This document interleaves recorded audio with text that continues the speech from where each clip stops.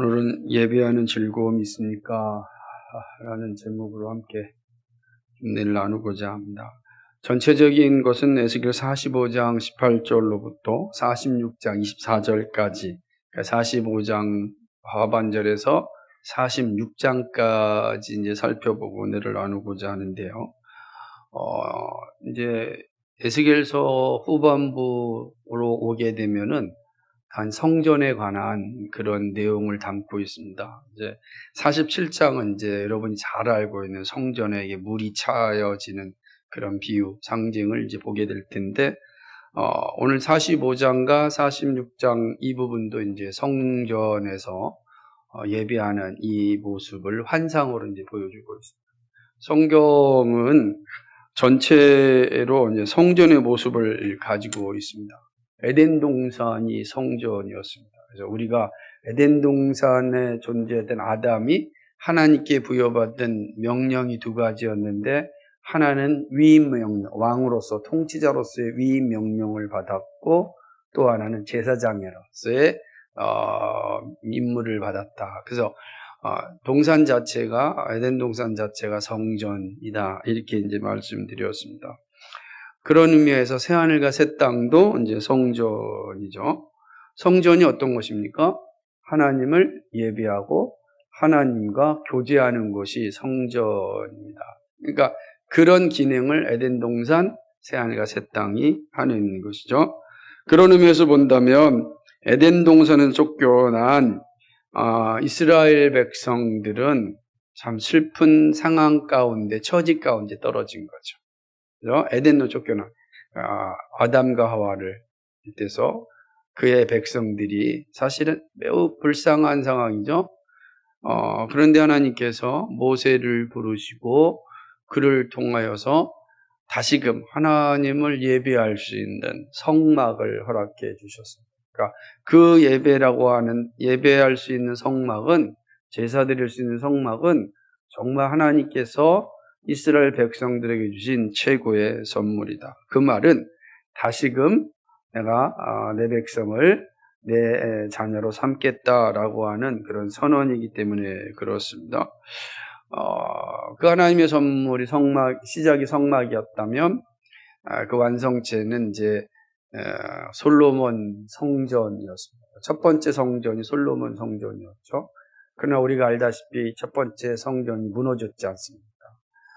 바벨론에 의해서 다 무너지고 포로로 잡혀갔다가 포로에서 귀환하여서 두 번째 성전을 이제 건축하는데, 그 두 번째 성전이 스룹바벨, 그런 성전입니다. 스룹바벨 성전은 매우 이제 솔로몬 성전에 비하면 아주 초라한 성전이었습니다.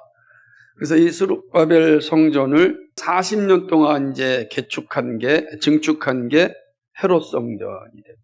성전은 두 개죠. 솔로몬 성전과 스룹바벨, 그렇게 개축한 헤롯 성전이 되는 겁니다. 헤롯 성전은 스룹바벨 성전의 증축이니까 성전은 두 개가 세워지게 되는데, 근데 이제 하나님께서 에스겔 선지자에게 보여준 성전은 제1성전도 아니고 제2성전도 아닌 것입니다. 그럼 이 제3성전인데, 이 제3성전은 어떤 성전인가? 이거는 이제 현재 보여지지 않은 성전이니까, 그리고 앞으로 세워질 성전이 분명합니다. 이 에스겔이 본 입장에서는. 그래서 우리가 에스겔에 본 성전은 신약교회라, 이렇게 보는 겁니다. 예수님 안에 성취된 신약교회를 우리는 이제 에스겔이 본 성전이다. 왜 그러냐면, 에스겔이 받은 그 성전에서의 제사하는 모습은 첫 번째 성전, 모세가 준 율법에 근거한 예배의식과 다릅니다. 많은 부분에서 이제 비슷한 것 같은데, 전혀 이제 다른 모습을 가지고 있습니다. 그런데 솔로몬 성전과 스룹바벨, 헤롯 성전에서는 모세 율법에 근거하여서 제사를 드렸으니까, 에스겔이 본 그 제사와는 전혀 맞지 않죠. 그러니까 아직 헤롯 성전까지는 에스겔이 본 성전의 모습은 아니다. 그러면 에스겔이 본 성전은 어떤 건가? 바로 신약교회인데 이 사실을 인정하지 못하는 사람은 제3성전파, 지난번 말씀드렸듯이 예루살렘에 반드시 다시금 제3성전이 세워져야 된다라고 생각하는 사람들이 있습니다. 그러나 그런 모습이 아니고 신약의 교회다라고 하는 것이죠. 그러다 보니까 에스겔을 이해할 때가 좀 어렵습니다. 왜냐하면 에스겔은 선지자여 제사장이잖아요. 그리고 그가 말하는 받은 환상을 백성들에게 전해줄 때 그 전해주는 단어들은 제사장적 언어란 말이에요. 그러니까 제사장적 언어로서 지금 포로 상황에 있는 이스라엘 백성들에게 전하는데 그 내용은 신약 교회의 내용이란 말이에요. 이게 어렵죠. 그러니까 용어는 제사장적 용어를 쓰는데 실제 그 의미는 장차 이루어질 메시아가 와서 성취할 교회의 예배의 모습을 말하는 거니까 어려울 수밖에 없는 겁니다. 그러니까 왜냐하면 제사장으로서 이야기를 들을 때 이스라엘 백성들은 다 뭘 떠오르겠어요? 모세 율법을 떠오르지 않겠습니까? 레위기의 제사, 신명기의 제사 법전을 이게 떠오를 거란 말이에요. 그러니까 레위기의 제사라든지 신명기가 말하는 거, 그 제사를 떠오르는데 그거를 딱 펼쳐서 보니까 에스겔이 말한 거는 전 다르거든요. 그러면 혼돈이 오는 것 아니겠습니까? 그럼 도대체 이 예배는 어디서 드리는 건가? 그럼 자칫하면 에스겔이 본 환상이 잘못됐다라고 말할 수 있겠죠. 모세율법과 다르니까. 우리 못 받아들이겠다라고 말해도 그 당시의 입장에서는 충분한 논거가 되는 겁니다. 반박할 수 있잖아요. 그런데 그러다 보니까 이스라엘 백성들이 에스겔을 통하여서 이 성전에 대한 환상을 받을 때 예배에 대한 이 계시를 받을 때 어려운 겁니다. 도대체 이게 무엇인가 라고 할 수밖에 없는 거죠. 그러니까 그걸 온전히 이해하지 못하니까 스룹바벨 성전에서도 에스겔이 말했던 대로 제사하는 것이 아니고 여전히 모세의 율법에 근거하여 제사를 드리는 상황이 주어진 겁니다. 그러니까 이해할 수가 어렵겠죠. 당시의 사람들 입장에서는 이 에스겔의 말씀을 받아들이기가 매우 쉽지 않았다라고 하는 거죠. 신약의 교회를 제사장의 관점에서 말한다는 건, 그걸 이해한다는 건 간단한 문제가 아니었습니다. 그래서 이제 우리는 신약교회 백성이잖아요. 그러니까 우리도 이 에스겔을 볼 때 우리는 어떤 관점에서 봐야 됩니까? 신약교회 관점에서 봐야 되는 겁니다. 우리는 이제 신약교회 백성이니까. 그러니까 이거를 제사장에서 관점에서 보면 이제 어려워지는 거죠. 우리도 어려워지는 겁니다.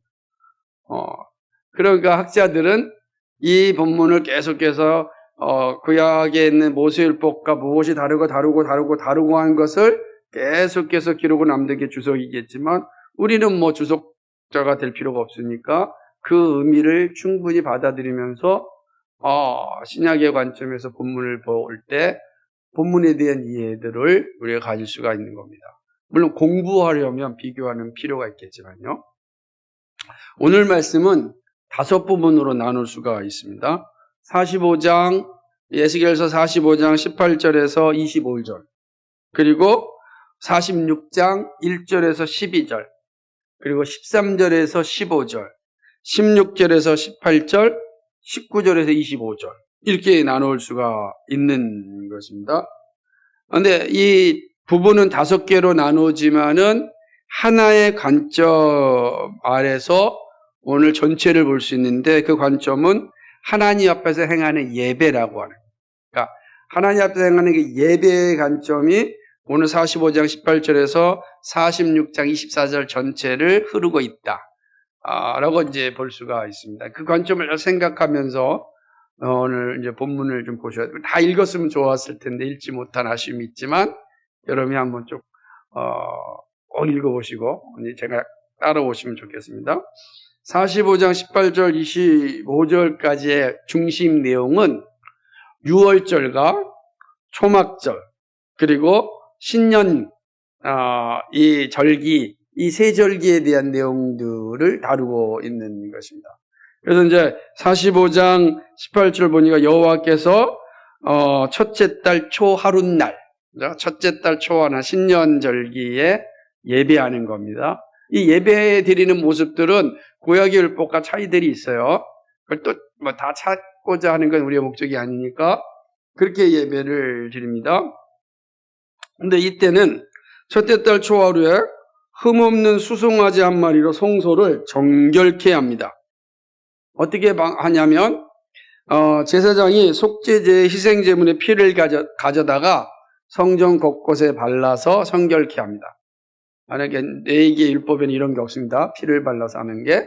근데 피를 발라서 그러니까 에스겔이 본 환상에는 성소를 정결케 하는데 수송아지의 피로 정결케 하는 환상을 보았습니다. 그렇게 되는 것입니다. 그리고 10절을 보게 되면 모든 과실범과 모르고 범죄한 사람을 위하여 또 성전을 정결케 합니다. 그러니까 이 하나님께 첫째 달 초하룻날 시작을 할 때 성전을 정결케 함으로 시작하는 것을 보게 되는 것입니다. 자, 하나님을 예배하는 장소의 성결은 뭘 의미하겠습니까? 이것은 바로 예배의 거룩함을 얘기하는 겁니다. 너희가 신령과 진리로 예배하라 했잖아요.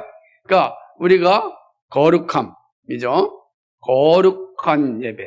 그러니까 예배의 모든 시작과 끝은 거룩함이 있습니다. 그 거룩함으로 예배로 시작한다라고 하는 의미를 담기고 있는 것입니다. 그런 후에 첫째 달 14일에는 유월절을 7일 동안 지킵니다. 2절 그 내용이 이제 19절부터 있죠. 그러니까 21절에 있습니다. 이제 유월절 절기를 기죠. 유월절 절기는 어떤 것? 이스라엘 백성들이 출애굽할 때 장자들을 다 죽였을 때 운설주에 어린 양의 피가 발려질 때는 전부 다 그 죽음의 그림자가 넘어가지 않았습니까? 그리고 그로 인하여 이스라엘 백성들이 해방됐다고요. 그러니까 유월절은 하나님께서 우리를 애굽의 압제에서 해방한 날을 이제 기념하여서 드리는 절기입니다. 이 유월절 절기를 지키라라고 하는 것입니다. 신약의 교회도 마찬가지입니다. 죄와 사망의 법에서 해방된 사실을 기억하며 예배합니다. 우리가 예배할 때는 죄와 사망의 법에서 해방된 자들이에요, 우리. 왜냐하면 부활하신 그리스도를 믿는 우리니까 죄와 사망의 법에서 해방된 우리들이 모여서 하나님을 예배하는 겁니다. 예배는 오직 누구만 할 수 있습니까? 죄와 사망의 법에서 해방된 사람들만 예배할 수 있는 겁니다. 그러지 않은 사람들은 예배하러 오지 않아요. 예배할 이유가 없죠. 이 사실을 이제 우리가 보여주는 것입니다. 그리고 이제 첫째 달 14일 6월절을 지키고 맨 마지막 25조를 보게 되면 45장 25조를 보게 되면 일곱째 달 15째 날에 또 7일 동안 초막절을 지킵니다. 원래는 8일 지키는데 이제 에스겔이 보는 환상에는 7일이에요. 그러니까 이때는 또 초막절을 지키죠. 근데 여기 보면은 절기가 몇 개예요? 3개밖에 없단 말이에요. 그죠? 신년, 유월절, 초막절이에요. 근데 우리는 그러지 않고 장막절, 수장절 이렇게 해가지고서 장막절, 유월절이니까 이렇게 5개 절기를 지키는데 에스겔이 본 환상에는 3개의 절기만 이제 지키게 되어 있습니다. 초막절을 왜 지킵니까? 초막절은 하나님께서 광야 생활 또한 이 광야 생활에서 만나와 메추라기를 먹여서 40년 동안 모든 삶을 잘 지낸 그것을 기념하여 이스라엘 백성들이 광야에서 절기를 지키는 거 아니겠어요? 그러니까 이런 절기 3개만 얘기해요. 그러니까 완전히 예를 들자면 솔로몬 성전에서 드렸던 그 절기의 모습과 에스겔 성전에서 절기의 모습은 다르다고요. 다른 모습을 이제 가지고 있죠. 물론 다 겹치는 세 가지는 겹치지만 세 가지밖에 안 하잖아. 나머지 두 가지는 절기는 지키지 않는 그 모습을 하나님께서 에스겔에게 보여줬다라고 하는 것입니다. 그러므로 초막절에 대한 의미는 신약 교회에는 하나님께서도 지금도 이스라엘 백성들을 지켜주시고 인도하여 주셨듯이 오늘도 죄와 사망의 법에서 해방된 성도들을 늘 지켜주시고 인도하신다라고 하는 사실을 기념하며 예배하는 겁니다. 그러니까 우리는 또 마찬가지. 우리는 나중에 살펴보겠지만 우리 예배는 모든 절기를 다 성취하신 예수 그리스도 안에서 드리니까 이 모든 절기가 누구 안에서 완성됐어요? 그리스도 안에 성취됐으니까 그리스도 안에서 이 모든 절기의 의미가 다 포함된 거예요. 그래서 우리가 이 절기를 지키지 않더라도 주일날 예배를 드릴 때 모든 절기가 이 주일 예배에 다 담겨져 있다라고 하는 겁니다. 그러나 우리가 그 의미를 구약으로 투영할 때 이렇게 절기의 의미를 생각해 보는 거예요. 예배가 이런 거구나. 하나님 우리를 죄와 사망에서 해방해 주셨고, 그리고 우리로 하여금 광야 같은 인생길에서 끝까지 인도하시고 먹이시고 입히신다. 너희는 먹는 거 입는 거 걱정하지 말라. 그것이 너에게 있어야 될 줄 내가 알고 있다. 라고 말씀하셨던 이 모든 것들이 예배 안에서 이제 이루어지는 것입니다. 이것이 이제 46장 18절에서 25절까지 내용이었습니다. 그리고 두 번째는 46장 1절에서 이제 15절까지의 이제 내용인데 그걸 두 개로 나눈다면은 12절부터 그리고 13절부터 15절이에요. 왜 이제 하나로 볼 수도 있고 둘로 나누냐면은 처음에 제가 5가지 둘로 나눴잖아요. 근데 이제 이게 이제 월상 예배, 근데 안식일 예배, 또 월상 예배, 매일 예배 이런 이제 구성으로 되어 있어서 하나는 같이 가고 매일 드리는 예배는 제가 이제 좀 따로 떨어뜨려서 설명하려고 이렇게 구분한 겁니다. 안식일과 초하루에 드리는 절기와 성회에 대한 말씀이 40절 1절에서 15절에 있고 그 첫 번째는 1절부터 12절까지는 안식일과 초하루에 드리는 그런 절기와 있다. 매주 안식일과 매월 초하루에 제사를 드리는 거죠. 이때 왕과 제사장 그리고 모든 백성이 함께 제사를 드립니다. 그러니까 안식일과 매월 초하루에 제사할 때 그래서 이걸 월삭이라고 그러죠. 그래서 이것 때문에 우리나라에 생기게 월상 예배, 월삭 헌금 이런 것도 생겼어요. 참 기가 막힐 노릇이 그런 의미로 만든 게 아닌데 그리스도 안에서 모든 게 완성됐는데 이걸 또 띄워가지고 절기 헌금도 할 때 월삭 예배, 월삭 헌금, 일천 번제 헌금 이런 것들을 지금은 많이 사라졌지만 어쨌든 이제 이런 이 의미에서 온 거예요. 그러니까 매월 매달 첫째 날 이렇게 이제 예배를 제사를 드렸다라고 하는 것입니다. 이때 제사를 드릴 때 어떻게 하냐면 안식일과 월삭 이게 제사를 드릴 때 동문은 원래 이제 이게 문을 보면 동서남북인데 서문은 이제 잠겨져 있고 동쪽 문은 이제 하나님의 영광을 위해서 막혀져 있어요. 그러니까 문은 뭐만 열려져 있냐면 북쪽과 남쪽 문만 열려져 있는 겁니다. 그러니까 예배 드릴 때 북쪽 문으로 사람들이 들어와서 남쪽 문으로 나가고 남쪽 문으로 들어온 사람은 북쪽 문으로 나가요. 근데 들어올 때 제사장과 백성들과 왕이 함께 들어와서 제사를 드리고 나가는 겁니다. 함께 드리고 나가는 거예요. 이거는 솔로몬 성전에서 제사 드렸던 모습과는 전혀 다르죠. 왜냐하면 왕과 제사장과 일반 백성들이 함께 제사 드리지 않았단 말이에요. 제사 드리지 않고 따로따로 제사 드려요. 구별되어 제사를 드렸는데 솔로몬이 본 환상에서 오늘 보게 되면은 왕과 제사장과 백성들이 함께 예배를 드리는 거예요. 함께 어디로 오죠? 북문으로 들어와서 남문으로 나가는 거예요. 그 남문으로 들어온 사람은 어디로 가요? 북문으로 나가는 거예요. 그러니까 난 북문으로 들어왔는데 난 멀리 남문으로 가기 싫으니까 예배 드리고 다시 북문으로 나갈래? 불가능한 겁니다. 북문으로 들어온 사람은 남문으로만 나가고 남문으로 들어온 사람은 북문으로만 나가는 거예요. 이게 순서 있게 질서 있게 잘 이렇게 진행되면서 안식일과 그 다음에 월사 제사를 드린 걸 이제 보게 되는 것입니다. 그러니까 한번 우리가 그래서 제가 9절과 10절을 읽어보지 않았습니까? 그 내용이 있습니다. 모든 정한절기에 이딴 백성이 하나님 앞에 나와서 북문으로 들어와서 경배하는 자는 남문으로 나가고 남문으로 들어온 자는 북문으로 나갈지라. 들어온 문으로 도로 나가지 말고 그 몸이 앞으로 향한 대로 나갈지며, 명확히 얘기하면 앞으로 향한 대로 나간다라고 하는 겁니다. 그 더 10절이 참 대단한 건데 이거 다시 한번 읽으면서 이해를 하셔야 돼요. 10절 다시 한번 읽겠습니다. 시작. 군주가 무리 가운데 있어서 그들이 들어올 때 들어오고 그들이 나갈 때 나갈지니라. 무슨 말? 같이 들어가고 같이 나간다는 거 아니에요. 그러니까 이전에 있었던 이 구약 제사와는 전혀 다른, 구약에 있는 성전 제사와는 전혀 다른 성전의 모습, 예배를 보여준 겁니다. 그러니까 이걸 들었을 때 이스라엘 백성들이 이해가 되겠습니까?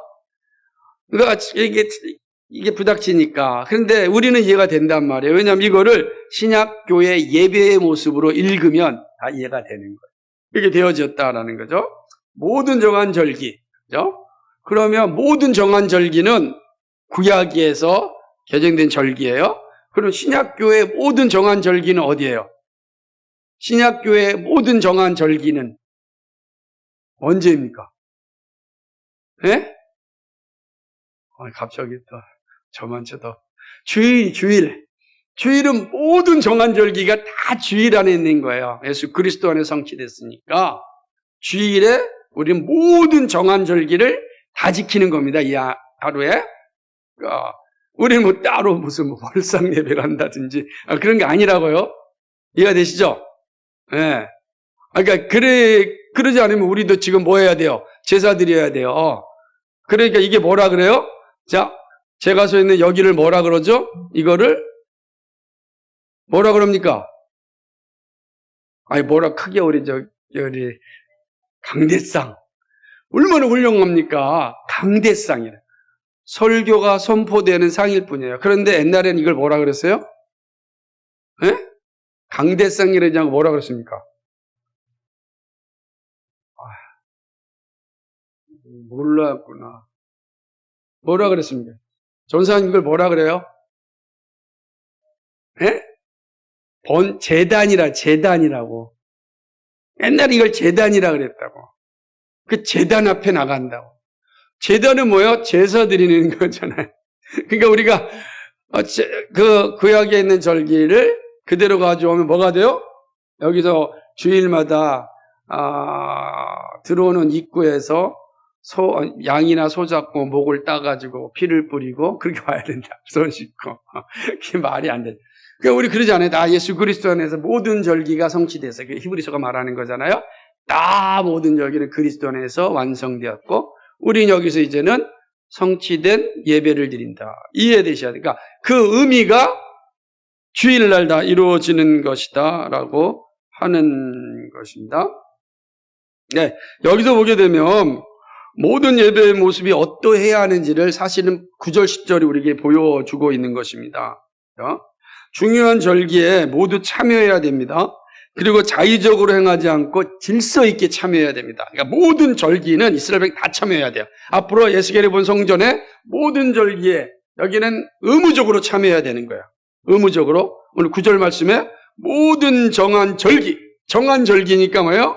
의무적으로 약속된 절기는 무조건 참여해야 되는 거예요. 그리고 참여했을 때 질서대로 북문으로 오는 사람은 남문으로 나가고 남문으로 오는 사람은 북문으로 나가는 질서 있게 예배를 드려야 되는 겁니다. 내 원하는 대로 자의적으로 예배 드리면 안 돼요. 반드시 질서 있게 제사를 드려야 한다. 이걸 이제 강조하고 있는 것입니다. 또 왕과 모든 백성이 함께 제사를 드렸습니다. 그러니까 모든 공동체가 한 자리에서 제사를 드린 거야. 이제 에스겔이 보는 제사는 완전히 그거는 이제 솔로몬 성전 제사와는 다른 모습을 이제 하나님께서 에스겔에게 보여주고 있습니다. 이걸 잘 기억하면 이제 우리의 예배가 다 들어오는 겁니다. 13절과 15절은 매일 드리는 제사, 아침마다 준비하여 하나님께 예배합니다. 모든 날의 시작은 하나님께 예배함으로 시작되는 거예요. 그러면 주일은 모든 날의 첫날이잖아요. 그죠? 우리는 일주일의 첫날이 주일이란 말이에요. 주일날 예배함으로 우리는 한 주를 시작합니다. 그죠? 이해하셔야 됩니다. 그래서 모든 시작이죠.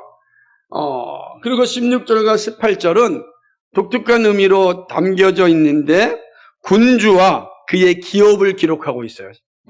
46장에 16절, 18절 갑자기 예배를 막 드리다가 군주가 가진 기업은 바로 자녀들에게만 이어진다. 그러니까 군주의 모든 기업, 왕의 모든 산업은 그 아들만 가져갈 수 있는 거예요. 다른 사람이 못 가져가요. 아들만 가져갑니다. 혹 그 왕이 종에게 기업을 이렇게 물려줬어요.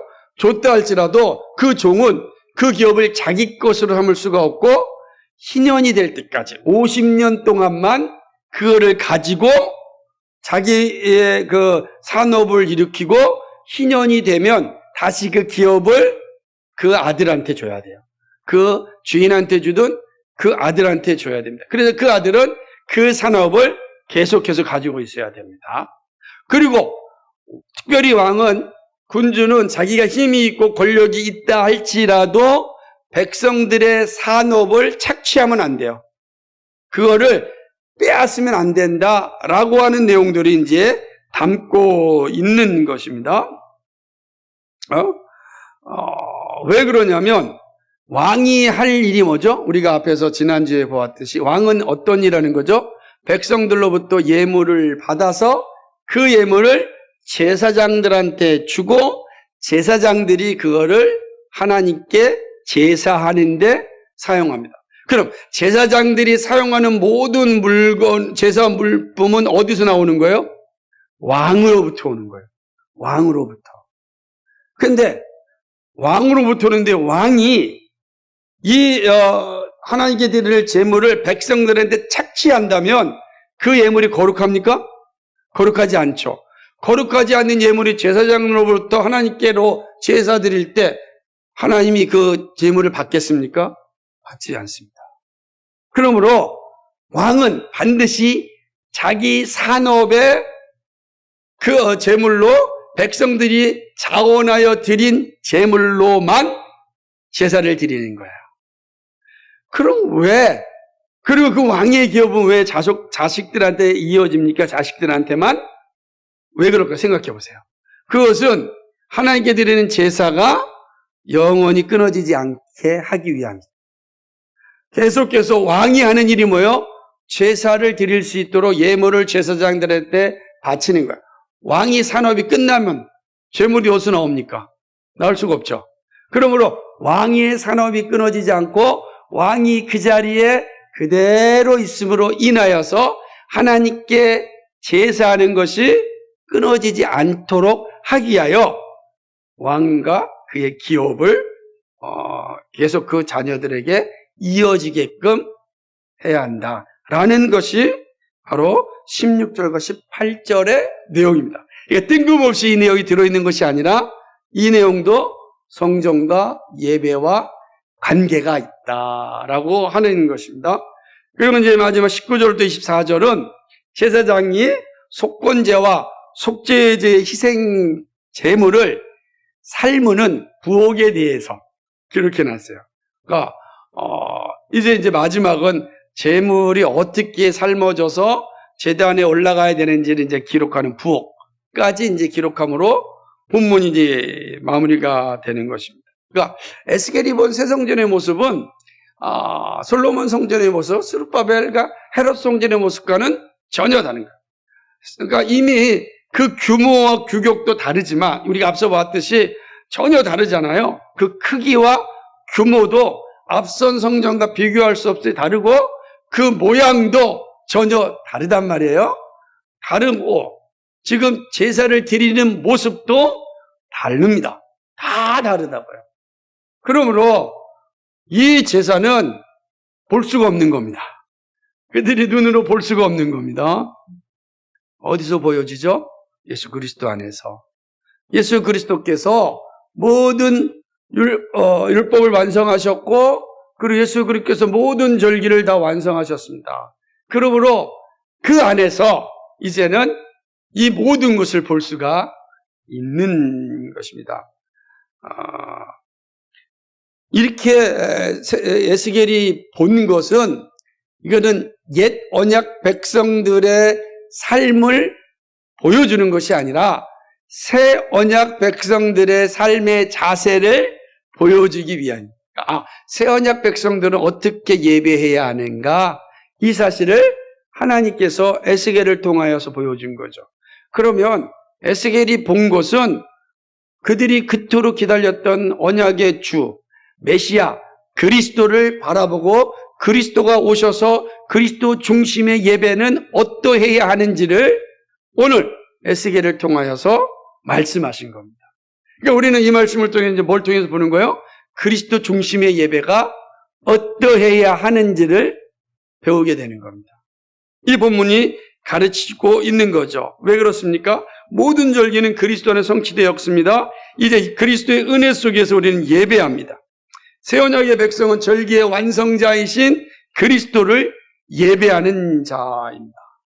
그리스도 중심적 예배가 우리 안에서 이루어져야 하는 겁니다. 자, 그렇다면 그리스도 중심의 예배는 어떤 예배입니까? 먼저 살펴봐야죠. 본문을 통해서 그 내용을 차례대로 살펴보겠습니다.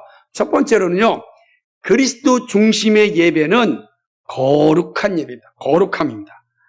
에스겔이 보여준 절기의 중심은 거룩이었습니다. 성소를 정결하게 함으로 제사가 시작됐습니다. 그러니까 성소가 정결하게 되지 않고서는 제사가 시작되지 않아요. 그러니까 제사의 시작은 정결함으로 시작합니다. 예배의 모습이 뭡니까? 그리스도 중심의 예배, 바로 정결함에, 거룩함에 있다라고 하는 거죠. 그리스도 중심의 예배를 감당하는 교회는 거룩함이 살아 있어야 합니다. 거룩함이 무너지면 예배는 은혜를 누리지 못합니다. 거룩함은 근엄함이 아닙니다. 근엄하게 드리는 것이 거룩함이 아닌 것입니다. 또 딱딱한 경건주의자도 아닙니다. 그런 것이 이제 거룩함이란 뜻이 아닙니다. 뿐만 아니라 엄숙함도 의미하지 않습니다. 그죠? 그러니까 이런 우리가 엄숙한 이미지를 어디서 많이 봅니까?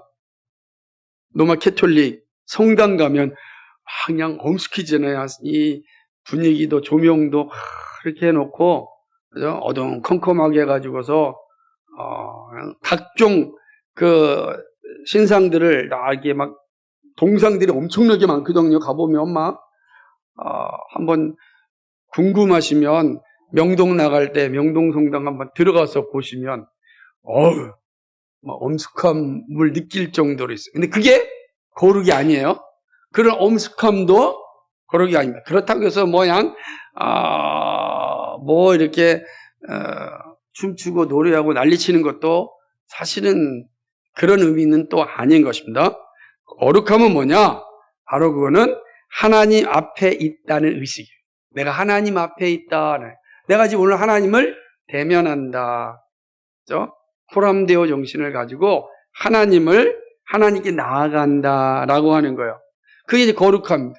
그러니까 내가 지금 어디 가냐면 거룩하신 하나님 앞에, 거룩하신 하나님을 만나러 거룩하신 하나님께 나아간다. 이게 거룩함. 왜 그러냐면은 우리가 거룩하신 하나님께 나아갈 수 있는 자격은 우리에게 없어요. 거룩하신 하나님이 우리를 불러주실 때만 우리가 하나님께 나아가서 예배할 수 있습니다. 그럼 모든 사람들이 다 예배 자리에 오지 않습니다. 하나님이 거룩하다고 인정하여 부른 자들만, 예수 그리스도의 핏부림으로 거룩함을 입고 그 하나님 앞에 나올 수 있도록 은혜를 받은 사람만 하나님께 나아갑니다. 그러니까 그게 거룩함. 내가 이제 하나님의 부르심을 받아 하나님을 만나고 하나님 앞에 나아갑니다. 이 거룩함. 우리가 올 때 어디가 사람 보러 오는 거 아니죠? 그죠? 우리가 올 때 안 나가면 뭔가 찜찜해. 그게 아니라는 거예요. 그런 식으로 나오는 것이 아니고 하나님이 나를 부르셨다. 하나님이 나를 자녀로 삼으셨고 예배하라고 나를 부르셨다. 이 사실이 내가 하나님께 나가는 거룩함입니다. 그러니까 이 거룩함이 예배의 시작이고 마지막이에요. 그럼 이 자리는 거룩하신 하나님이 우리를 만나시고자 하는 자리예요. 지금 하나님이 여러분과 저를 만나고자 하는 시간이다. 그래서 이 시간이 거룩한 자리다. 그러니 딴 생각하면 되겠어요. 하나님 만나고 하나님께 집중하고자 하는 그런 마음이 우리에게 있어야 한다라고 하는 것입니다. 그러므로 예수님은 말씀하시기를 예배하는 자는 신령과 진리로 드리라고 하였습니다. 거룩함이 그리스도 중심의 예배예요. 두 번째는요. 그리스도 중심의 예배는 질서 있게 드린다. 질서 있는 예배입니다. 이게 되게 중요하죠. 자기 마음대로 예배하는 것이 아니라 성경이 말하고 교회가 허락한 순서대로 예배하는 거예요. 그러니까 예배는요, 자기 마음대로 되지 않아요. 북문을 왔다가 북문을 나가 불가능하게 돼 있어요.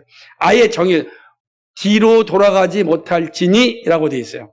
그러니까 우리는 하나님 예배할 때 우리 매우 질서 있는 자세가 필요한 거야. 그래서 예식이 있고 순서가 있는 겁니다. 근데 그 예배의 순서에 모든 기준은 어디에 있습니까? 하나님의 말씀 안에 있는 거예요. 그러니까 하나님의 말씀 속에서 예배의 모습이 어떻게 흘러가고 있는지를 우리는 성경을 통해서 배우고 그거를 정립한 게 오늘 우리의 예배의 모습들이란 말입니다.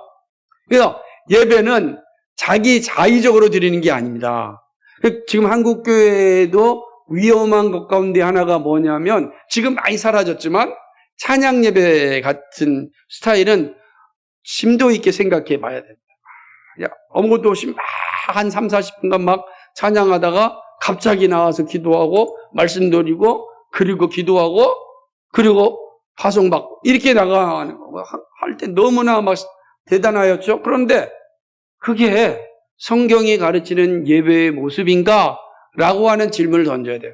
뭐는 맞냐면 시대에 맞는 예배의 색깔은 맞아요. 그러나 그것이 하나님이 기뻐하시고 정하신 예배인가? 라고 하는 질문에는 다르단 말이에요. 그래서 우리는 예배할 때 그 예배의 모습을 되도록이면 성경이 가르쳐주는 대로 예배하려고 힘을 다해야 하는 것입니다.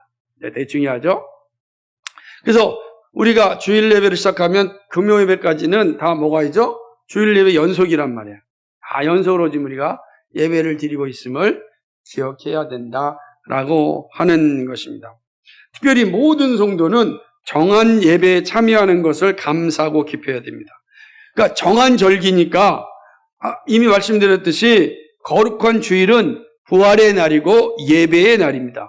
그러니까 이 날은 예배하라고 우리에게 허락하여 주셨습니다. 그러니까 이 날에 예배하는 것은 우리의 의무예요. 책무라는 겁니다. 이 정한 절기란 말이에요. 하나님이 정한 절기에 우리는 예배해야 됩니다. 그래서 거듭난 그리스도인들은 정한 절기에 예배하고자 하는 마음이 생겨납니다. 오는 거예요. 그러나 믿음이 흔들리면 이 정한 절기를 이제 피하고 싶죠. 믿음이 없는 사람들은 정한 절기를 무시하죠. 그러나 거룩한 백성, 거듭난 백성은 정한 절기에 모여 하나님을 예배하는 것입니다. 그러므로 예배하는 백성들은 거룩한 백성 되었음을 의미합니다. 거룩한 백성만이 정한 날에 정한 법칙 안에서 예배합니다. 그러니까 우리는 그리스도 중심 예배는 뭐라고요? 질서 있게 예배하는 겁니다. 정한 날에 정한 법칙 안에서 우리는 예배한다. 이게 그리스도 중심적 예배예요. 그리스도 중심적 세 번째는요. 그리스도 중심적 예배에는 반드시 영적 성장이 주어집니다. 새 성전에서는 예배자들이 북문으로 와서 남문으로 가고 남문으로 와서 북문으로 나가지 뒤돌아가지 않아요. 앞으로만 갑니다. 참 의미 있는 거예요. 이 의미는 믿음의 길이 앞을 향하여 가는 것임을 잘 보여줍니다. 예배하고 어디로 나가요? 세상으로 가는 거예요. 쭉 북문으로 와서 남문을 통해서 다시 성전으로 돌아오는 게 아니라 세상을 향하여 가는 겁니다. 우리의 믿음이 하나님의 예배하고 그리고 이 예배한 우리는 다시금 세상으로 가는 거죠. 그런데 세상으로 가려면 빈털터리로 가서는 세상을 이길 수가 없습니다. 영적인 은혜가 있어야 돼요.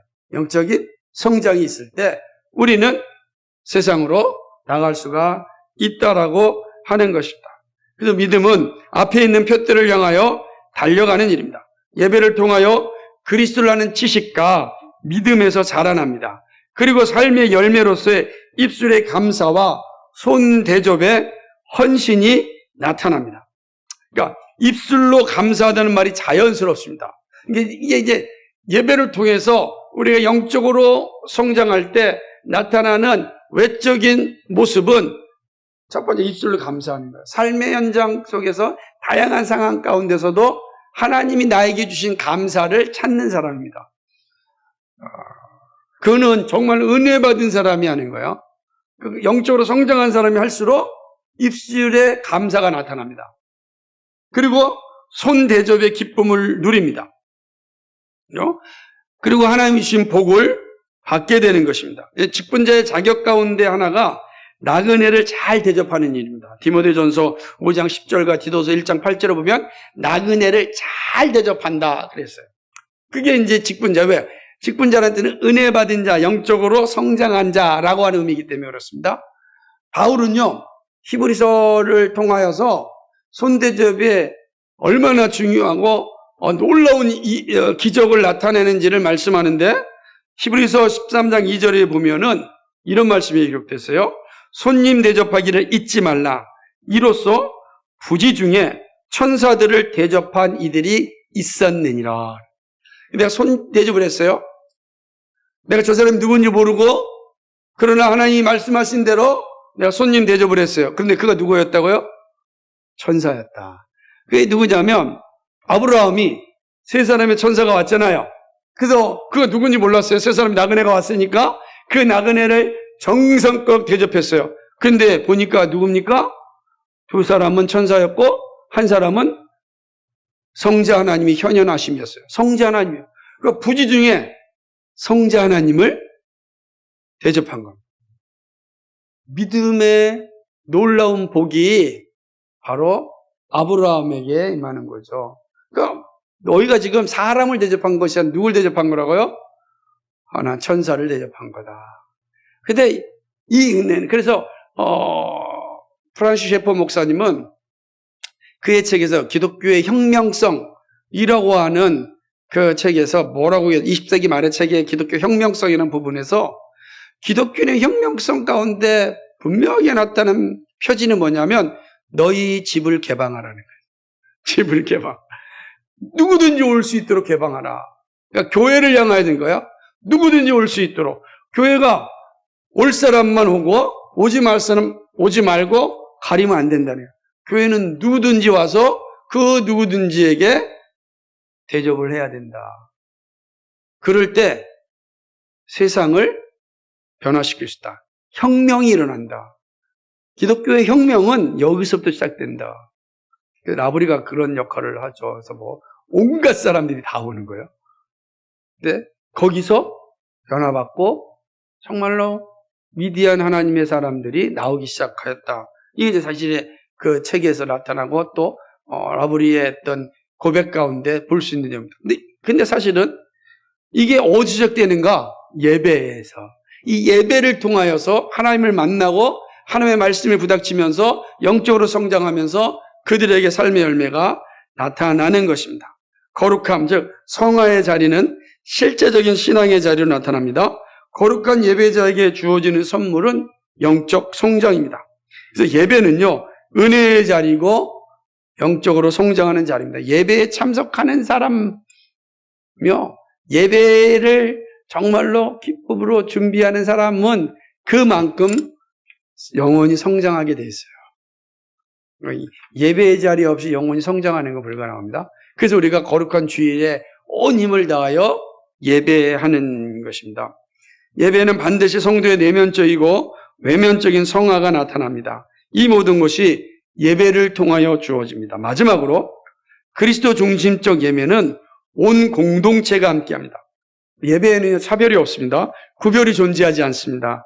왕과 제사장과 백성이 함께 예배합니다. 어린아이로부터 시작하여 노년에 이르기까지 여자와 남자 모두가 함께 그리스도의 지체로서 예배합니다. 우리는 다 그리스도의 지체입니다. 그리스도의 지체로서 한 가족으로서 함께 모여 예배합니다. 그러니까 예배는 분리가 없어요. 그래서 예배는 차별이 없는 거예요. 그래서 이전에 이 미국의 그 회중교회들이 청교도들이 대부분 회중교회거든요. 미국에 넘어갔던 회중교회들이 나중에 이제 큰 실수했던 것 가운데 하나가 무엇이냐면 백인과 흑인을 차별하여 예배하였다는 겁니다. 그러니까 백인만 예배드리고 흑인은 창 밖에서 예배드리고 이 완전 차별한 거죠.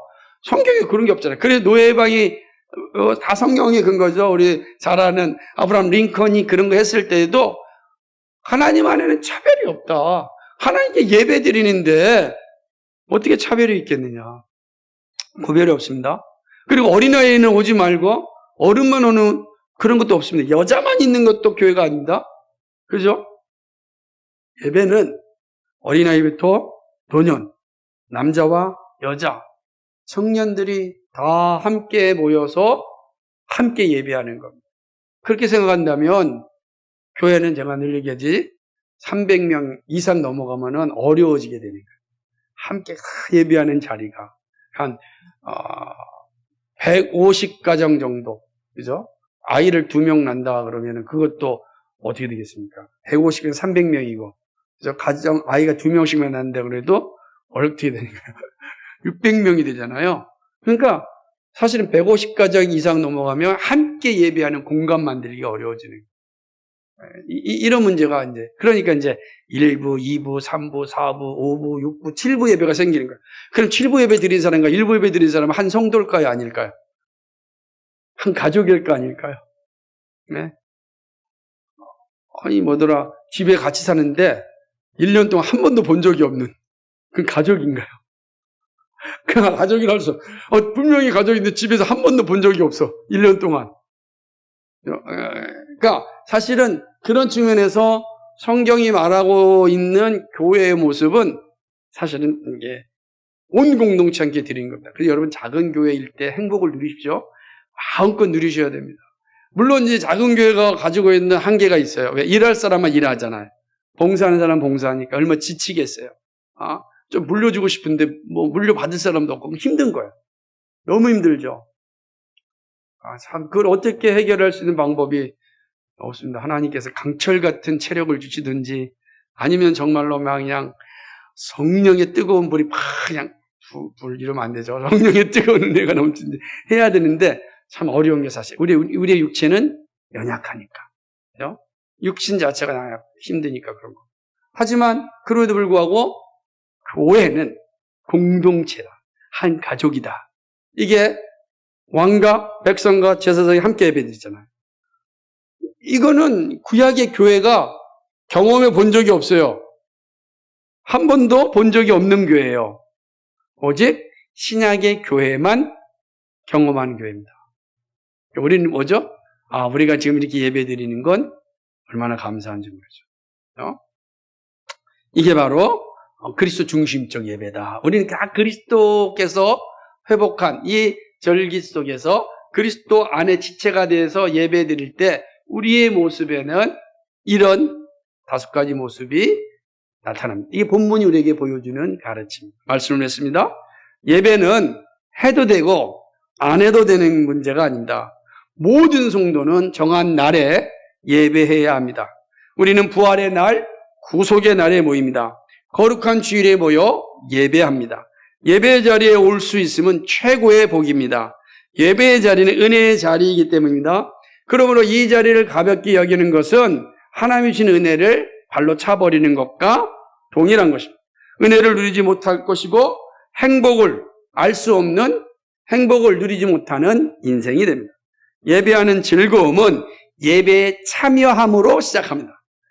그리고 나에게 말씀하시는 하나님을 만나는 그런 교제에서 나타납니다. 하나님은요, 항상 나를 만나고 싶어 합니다.